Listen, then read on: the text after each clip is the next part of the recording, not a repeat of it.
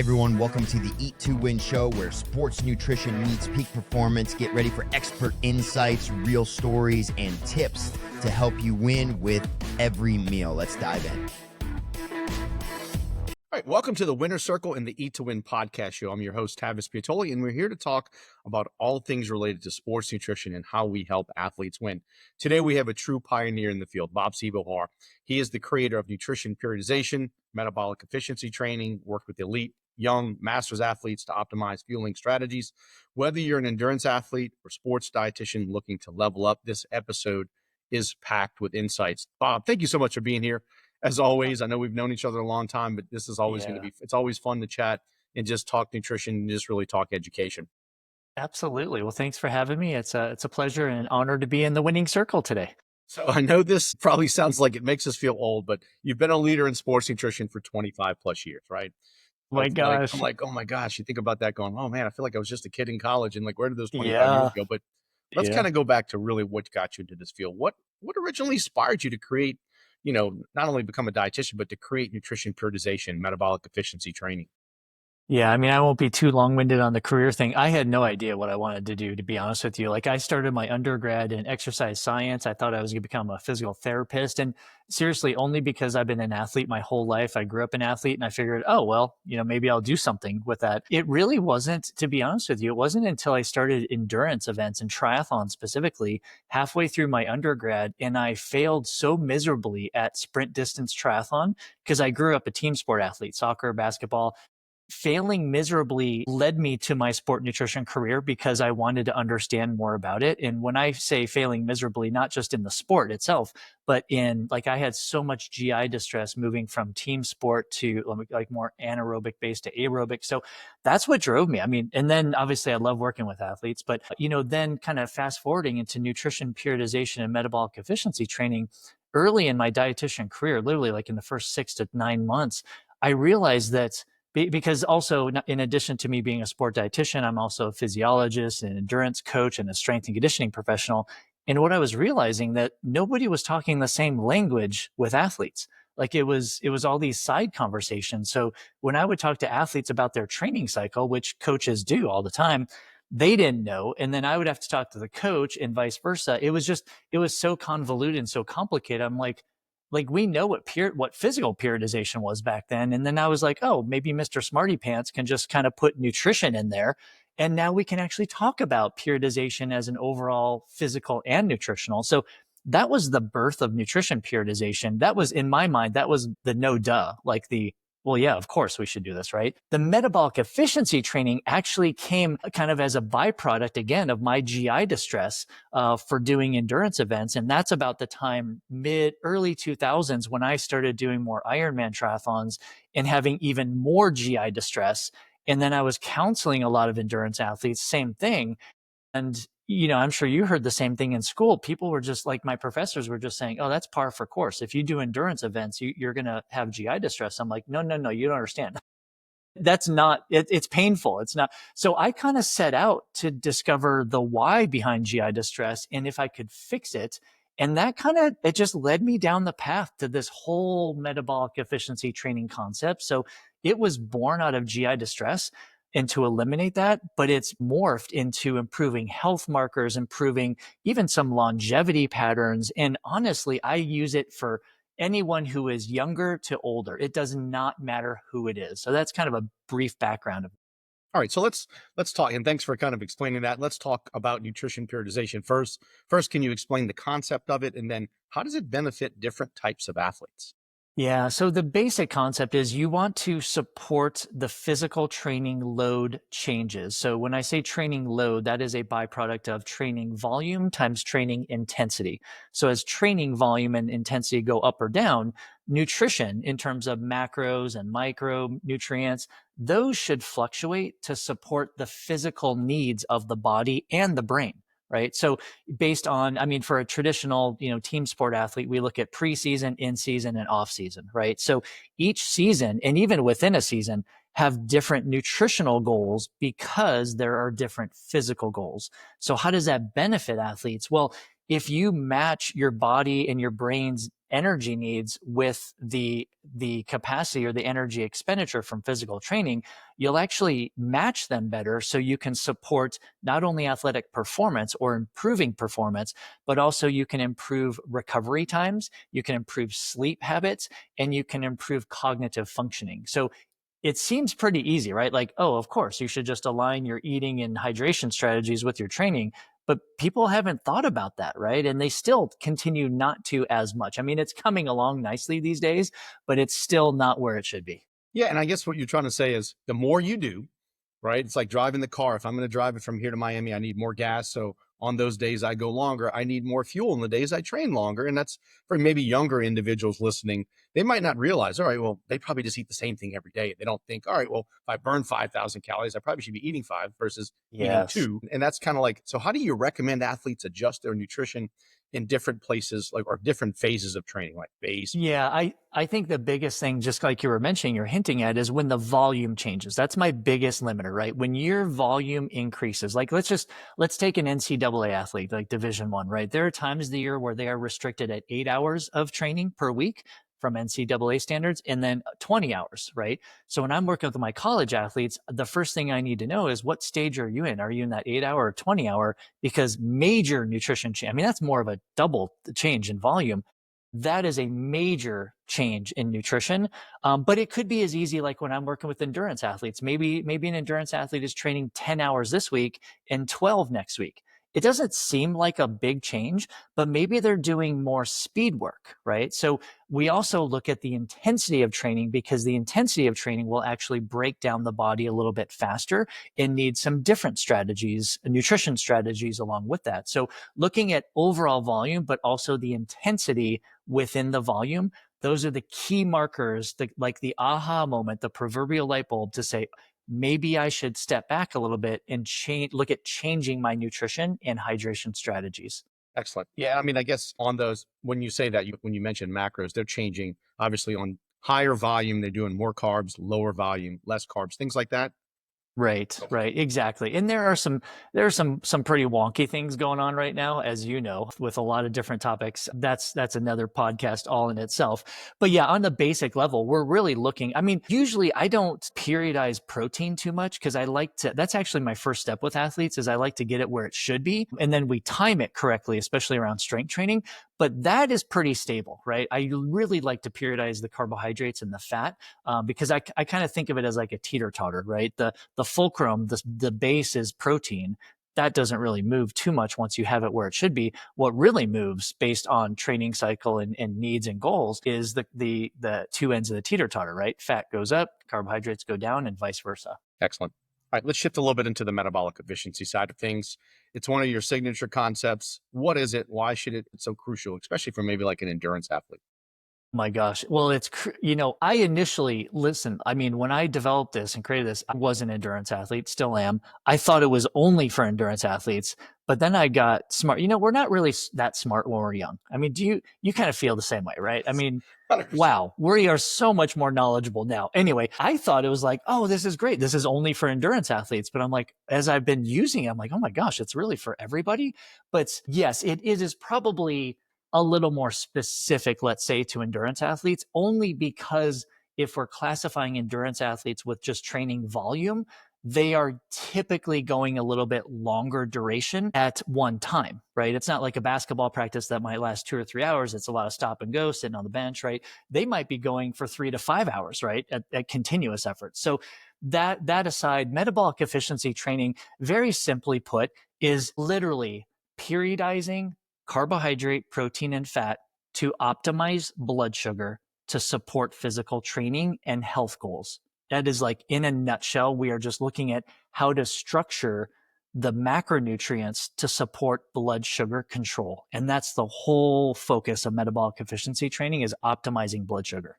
So what are some practical ways athletes can improve their metabolic efficiency without compromising their performance? Super easy. I mean, honestly, like, I've got this system that I do. I mean, honestly, if you look at what's the first step you should take, look in the mirror, or maybe not in the mirror, look in the refrigerator, pantry, and look for protein sources, right? Because this is where I start. I feel like most of the athletes I've worked with are deficient in protein, right? I will classify different categories of athletes, but endurance athletes are traditionally known for being extremely protein deficient. Protein itself is very, very important when it comes to the regulation and optimization of blood sugar. So that's why I like to start there. And I always explain it's not that protein is more important than carbohydrates or fat. It's that protein is mostly deficient, and it's usually underutilized because people don't understand the importance of it. So look at protein first, make sure you've got that fulcrum, right? That has to be, and of course there are different amounts for different athletes and different ages, but that is the first and foremost. Then we look at the kind of the spillover effect and how to periodize carbohydrates and fat with that. But I tell you what, like an easy example, I've got a lot of simplistic models that I use with athletes. If just at the very beginning, if athletes can just look at the size of their hand and none of this like palm of your hand deck of cards kind of thing like we learned 20 years ago, that's not what I'm talking about. I'm talking about wrist to fingertips. That's one serving of an animal-based protein. So if you're going to eat a piece of fish or chicken or steak or hamburger or something like that, if you can get close to that handful of protein, you will be in a very good starting place to optimize your blood sugar. Then we just need to add the fruits and veggies, the whole grains and starches, maybe looking at different types of fat sources if an athlete is vegetarian versus vegan versus omnivore. So there are a lot of downstream efforts after that. All right, stay with us as we take a short break to thank our sponsors. You're listening to the Eat to Win podcast with your host, Tavis Piatoli. Liquid Fuel is a new sports and hydration product formulated by a sports dietitian to give athletes the edge to train and compete longer. It contains the low glycemic carbohydrate platinose, designed to keep blood sugar levels more stable to provide energy for 3 to 4 hours without the blood sugar crash seen in other leading sports drinks. Its unique 4-part electrolyte formula includes 50% of your daily magnesium need to optimize muscle function. Liquid Fuel is naturally sweetened, along with no artificial ingredients or colors. Currently being used by high school, collegiate, and professional teams, Liquid Fuel allows you to live life with the confidence knowing you're properly fueling your body.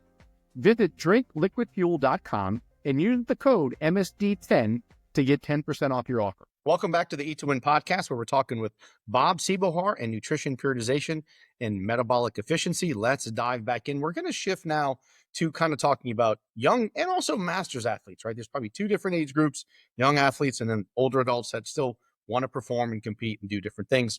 Young athletes obviously have different nutritional needs, but what are some of the biggest mistakes we see parents and coaches make when we talk about fueling young athletes?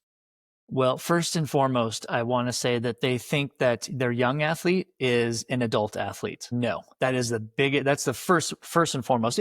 And like, I'm a parent myself, and listen, it's difficult because everything you hear is from the adult landscape in terms of nutrition, right? So parents are trying to do their best, but they're just getting the wrong information, right? Because they're just kind of filtering. So yeah, the first thing, just like you said, young athletes, like we need to remember, like they're going through different Tanner stages during puberty, right? There's 5 different Tanner stages. We need to respect the fact that they are developing still. So I've actually had a lot, like I still promote my metabolic efficiency training with young athletes, but there are different periodization guidelines for younger athletes. They do need usually much more carbohydrates or many more carbohydrates than us based on their developmental level, be it pre-puberty, puberty, or post-puberty.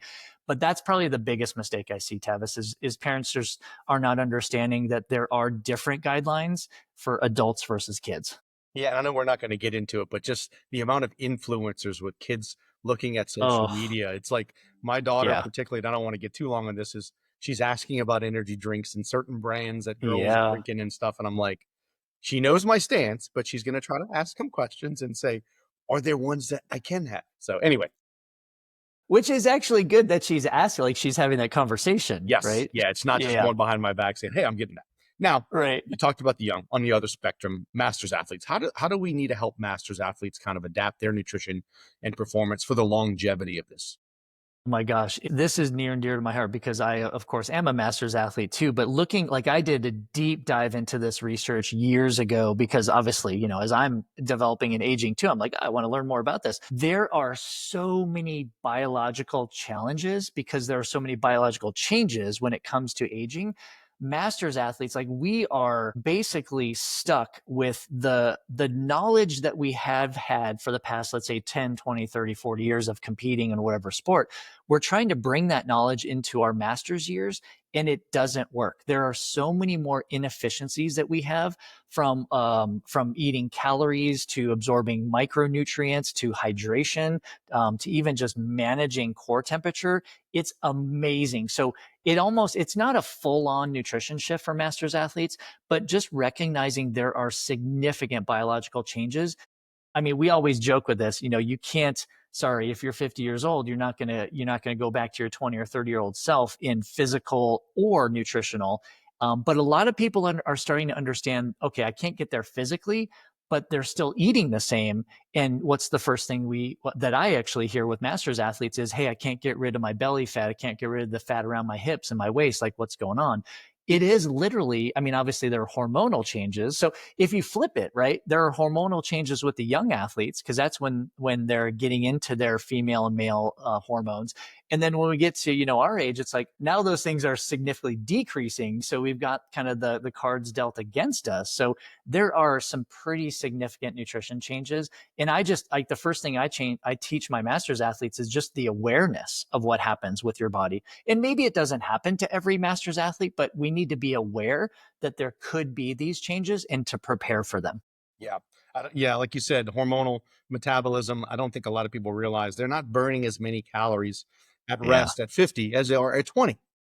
Yeah. I was plugging some numbers in earlier, just playing around with some stuff. And I'm like, same height, weight for an individual. And if you take 30 years off, it's like a 300 or 400 calorie difference at rest that you're burning. Which is that many significant. Less. It's like that might sound like, 300 calories. But if you add that up every day, that's 15, 2,000 a week. That over the course of a year, that's many pounds that you can gain. It's like when you go to the reunion and you look at those pictures and they're like, I look so much different 20 years ago. What exactly. happened?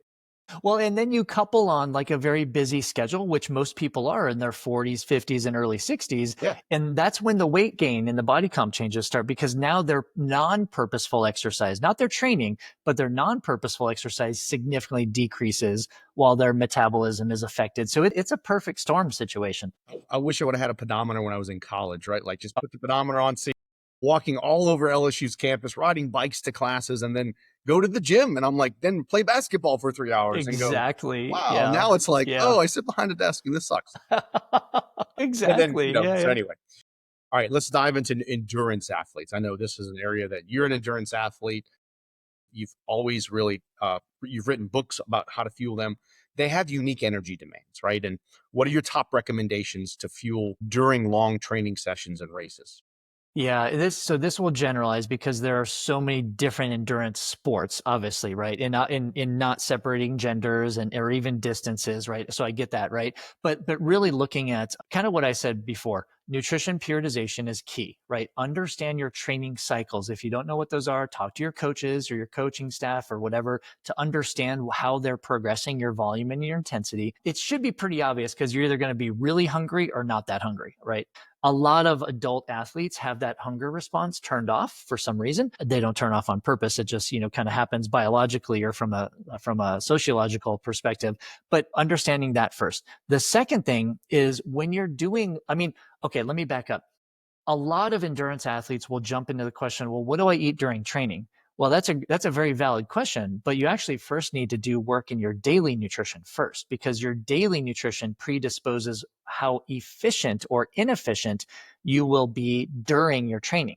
So you could say, hey, I'm Tavis, I'm going to go out for a 4-hour bike ride. What do I eat? I would say, well, Tavis, let's look at your daily nutrition, because maybe you don't need to eat as much, or maybe you need to eat more based on your daily nutrition. So I would say if you could spend a good 80% of your time really honing in on your daily nutrition to support optimal blood sugar control, which we didn't actually state with the whole metabolic efficiency training concept, but the beauty of the body, and especially with metabolic efficiency training, is via nutrition, you can teach your body two different things. If we're talking about macronutrients and energy, you can teach it to burn more carbs and thus store more fat, or you can teach it to burn more fat and store more carbohydrates. So I've worked with both types of endurance athletes.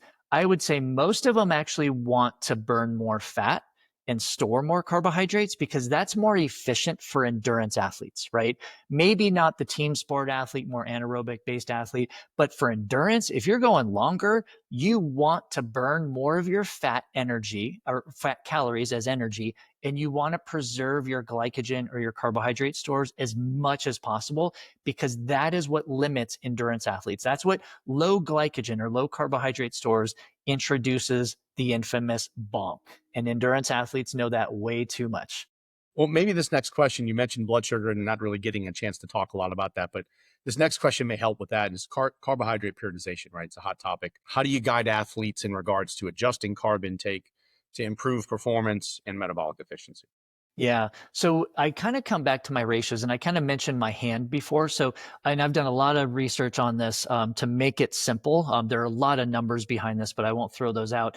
But basically, I've come up and I've kind of redeveloped for the athletic population what I call the carbohydrate to protein ratios, right? So there are different ratios of carbohydrate to protein when you consume them for breakfast, lunch, dinner, for snacks, whatever. If you consume carbs and protein at different ratios, it will affect blood sugar differently. So here's an example. If you consume equal parts of carbohydrate to protein, then you will optimize blood sugar like crazy, which leads to a host of benefits: energy management, better fat burning, better carbohydrate storage, better cognitive functioning. Blood sugar is linked to so many longevity concepts, better sleep habits. I mean, the list goes on and on, right? But that 1-to-1 ratio is actually a good place to start unless you're actively in a training cycle, because usually when you follow a 1-to-1 carb to protein ratio, you are so full throughout the day because, again, you're stabilizing and optimizing blood sugar like crazy. You're not going to be that hungry. So there's actually risk for being in a low energy availability state. So I don't recommend endurance athletes do that during a heavy training phase, or if they do, working with a qualified sport dietitian to help guide them when to do that. More so, I guide them into these next two ratios. So 2 parts carbohydrate to 1 part protein. And when I say parts, I actually use the hands. The hands just make total sense for most people. So 2 hands of carbs to 1 hand of protein, or 3 hands of carbs to 1 hand of protein. Those 2 are the sweet spot. That will get most of your training year, except for off season and early base training. That will supply you enough energy, enough carbohydrate. It still stabilizes and optimizes blood sugar very, very well. So those are the go-to ones. The last ratio, if you look at this as a bell-shaped curve, right? The 2-to-1 and the 3-to-1 are the middle of the bell-shaped curve. That's where most endurance athletes should stay. But on the outliers are the 1-to-1 and then the second one 4-to-1. So 4-to-1 was traditionally used probably 20 years ago now. There were a lot of products that were out kind of the 4-to-1. And listen, I'm not going to poo-poo that, right? That's 4 hands of carbs to 1 hand of protein.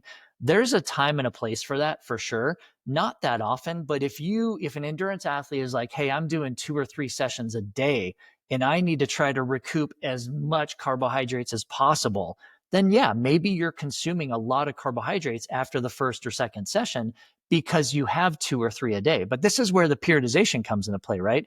Most age group endurance athletes, they're training once a day, right? So they don't really need to have that rush of carbohydrates coming in, whereas that 2-to-1 or 3-to-1 ratio is perfectly fine for them. Love it. Yeah, I love the examples too, because that now people can say, all right, during the training, 2 fists of pasta, rice, 1 fist of maybe fish, protein, etc. Makes it really exactly simple and easy. Exactly. You've worked with a lot of Olympic athletes, or you've worked with the U.S. Olympic Committee, also professional teams like the hockey team, the Vegas Golden Knights, right? What are some of the key takeaways working with the elite athletes? We've talked about endurance. Oh my What gosh. about these elite athletes? Anything? Yeah. With a lot of the elites I've worked with, and some of them I've been blessed to work with at very young ages. So I've kind of started with the foundation, but like with teams and athletes too, it depends on the age, of course, and when the guys or girls kind of come into the team and whatnot, because they might be rookies, they might be veterans. But I will say this, it's a lot more looking at like turning over the rocks, looking for any performance advantage we can get. So I take nutrition periodization to the next level with elite athletes. Like, it is really looking at what I call microcycle periodization. So I do every single day periodization from a nutrition standpoint, based on training, based on travel, based on blood work markers. So that it's kind of like nutrition, periodization to the nth degree, the 100th level, right? The other thing, obviously, the elephant in the room, supplements become so much more, I'm not going to say important. I'm going to say much more on the radar with professional athletes because they are so rampant in every single sport. So a lot of my job is to actually provide that education, and not only the safe and the legal and the tested, but also the efficacy of, do we even need to spend our resources even looking at this supplement? Like, what is the bang for the buck? What is the research? Will it actually do what it needs to do? And if we answer yes to all those, what is the actual dosage? Because here's where a lot of pro athletes and elite athletes don't understand, and they kind of miss the boat, is they're like, oh yeah, I'm taking omega-3s. Oh, well, great. How much are you taking? I don't know, 2 capsules. How much? Like, what's the EPA? What's the DHA? Like, so it's that's what I'm talking about. We get to the nitty gritty details with professional and elite athletes. Excellent. Let's dive into the business side of things. I know you have several different angles of the business and other things outside of just your nutrition business, nutrition coaching. You've mentored sports dietitians. I've seen some of the things you've developed there, which is fantastic. What are some of the key skills that nutrition professionals need to have to build a successful career in this field? Yeah. Well, I tell you what, I mean, this has changed. My answer has changed over the last 10 years or so because the field, as you know, the field is morphing like crazy right now, right? But what I'm seeing is, and this is, of course, with a little bit of bias, but nutrition professionals, sport dietitians, future ones, you need to have a really good basis and understanding of exercise physiology. I'm not saying you need a degree in it. That'd be great to understand a little bit more, but that's where I'm seeing a lot of deficiencies because remember, I'm talking about nutrition periodization, right? And remember, the whole reason I kind of created that concept is so all these health professionals could talk the same language. I'm finding a lot of our newer sport dietitians are not able to talk the same language, right? It's only nutrition, which is great. Don't get me wrong. But to be a really, really well qualified and respected sport dietitian coming up, you need to be able to speak the language of strength coaches, of medical staff, and of sport dietitians and deliver it to athletes in athlete speak, right? So that is first and foremost. I think the other thing, honestly, which not a lot of young people like to do, is you need to stand up in front of people and start talking. And it's like one of the biggest stressors in the world. I hated public speaking. I hated it. And now look at me, like I can't shut up, right? But that said, I just see a lot of younger individuals, they haven't built that self-confidence yet. So the more opportunity you can get to stand in front of groups, teams, your colleagues, your peers, professors, whomever, use those opportunities. I mean, don't shy away from those because they are so important to develop your career. Yeah. I don't know about you, but when I did my undergrad, I was the only male in the senior class, or at least my graduating class. And it was, congratulations, girls in Tavis. It was so funny. But I joined the Student Dietetic Association, and getting up to have to say something as one of I think treasurer, I was just shaking, going, this is awful. Like, how am I gonna? And then eventually, like you said, you just overcome it. You just have to do it because it's a really game changer. Yeah. I will say one more thing, if I can add one more thing. I see how young dietitians are being taught still in university, and nothing aside from that, but saying, when you're a young practicing sport dietitian or soon to be a sport RD, make sure you understand that you are going to have to develop your system. So not only your philosophy, right, which will change throughout your career, I guarantee it, but if you can develop a system in how you actually deliver nutrition education, your life and your career will be much easier. And I say this tongue in cheek because I went through this process early in my career, and I'm sure you did too. It was just I felt like I was just answering all these questions, question, answer, question, answer, question, answer. But I wasn't able to deliver a nutrition message to that. I was just answering questions. So if you develop a system in kind of a progression in how you're going to teach, not only does it favor good behavior change, also, which you should put in the feather in your cap, is learn behavior modification strategies. It's hugely important. But developing a system in how you work around your personality, around your delivery of education is so crucial.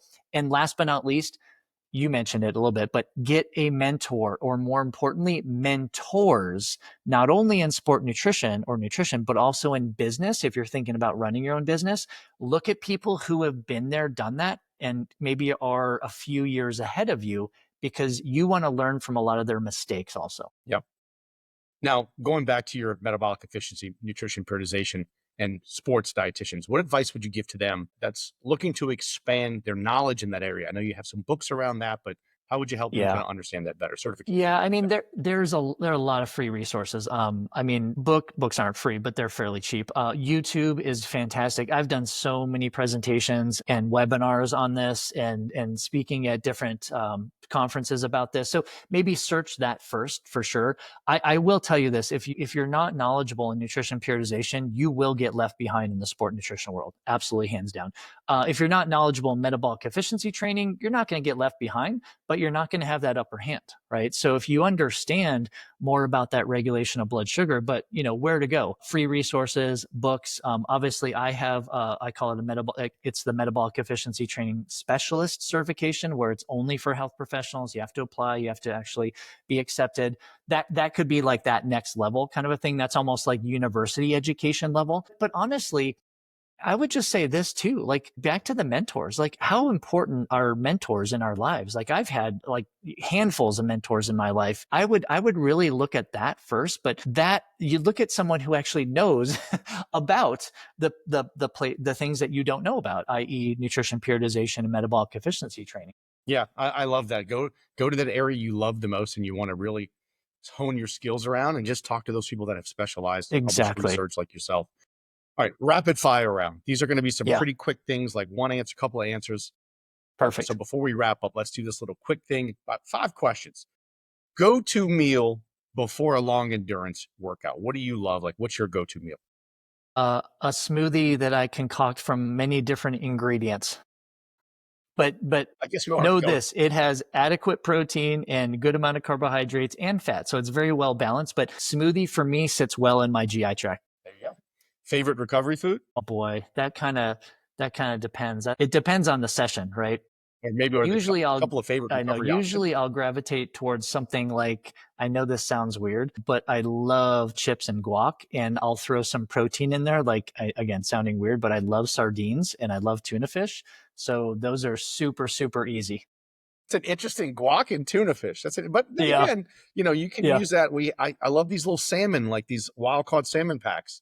And you can use like avocado instead of mayo in there. So exactly. Yeah. Most underrated nutrition strategy for athletes. Metabolic efficiency training, for sure.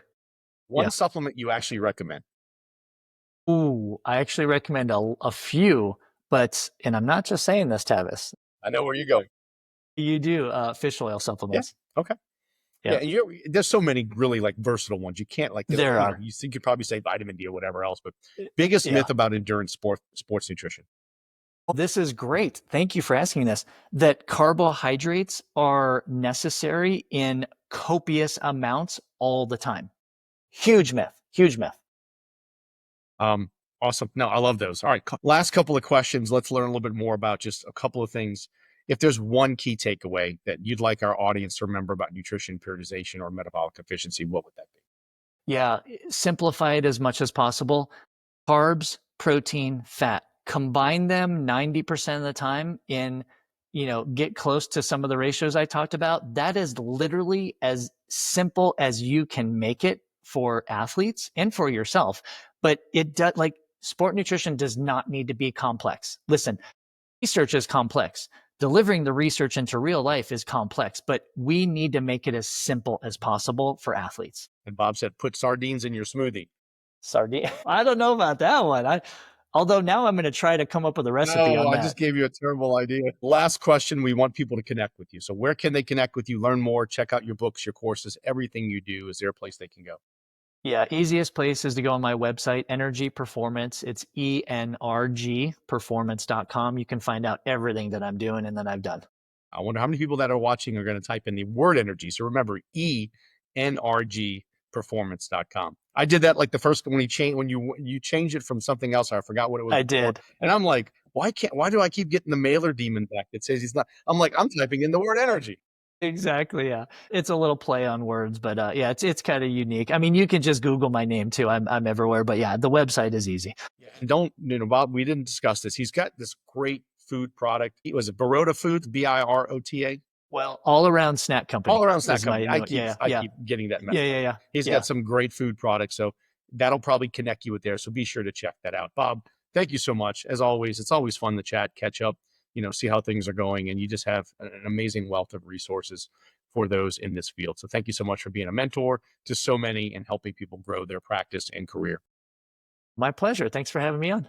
That's it for today's episode of the Winner's Circle and the Eat to Win podcast show. A big thank you to Bob Seebohar for sharing his wealth of knowledge on nutrition periodization, metabolic efficiency, and fueling for different athlete populations. If you enjoyed today's episode, be sure to like, subscribe, and share with your community. Until next time, keep winning. Thanks for joining us on the Eat to Win show. Remember, every meal is a step toward victory. Until next time, stay strong and keep winning.